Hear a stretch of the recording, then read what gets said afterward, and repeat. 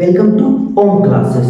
आज की शुरुआत हम हिंदी ग्रामर के एक ऐसे टॉपिक के साथ करने जा रहे हैं जो सिर्फ ना ही बोर्ड एग्जाम के लिए बल्कि आने वाले कॉम्पिटिटिव एग्जाम के लिए भी बहुत ही जरूरी है। तो आज के इस टॉपिक का नाम है वर्ण। सबसे पहले समझेंगे वर्ण। वर्ण होता क्या है?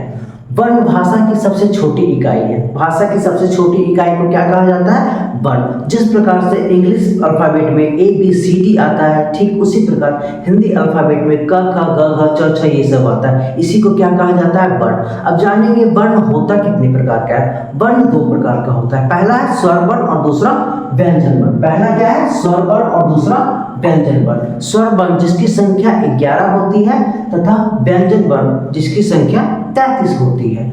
स्वर वर्ण कहते किसे हैं? स्वर वर्ण कहते किसे हैं? जिस वर्णों के उच्चारण में किसी अन्य वर्ण की सहायता ना लेनी पड़े, मतलब वैसा वर्ण जिसे किसी अन्य वर्ण की सहायता से ना बोली जाए, स्वर वर्ण कहलाते हैं। इसकी संख्या कितनी है? 11 है। इसकी संख्या कितनी है? 11 है। ठीक उसी प्रकार अब आएंगे व्यंजन वर्ण। व्यंजन वर्ण किसे कहते हैं? व्यंजन वर्ण वैसा वर्ण जिसे बोलने के लिए स्वर की सहायता लेनी पड़े, वैसा वर्ण जिसे बोलने के लिए स्वर वर्ण की सहायता लेनी पड़े, जिसे व्यंजन वर्ण कहते हैं। व्यंजन वर्ण की संख्या 33 है।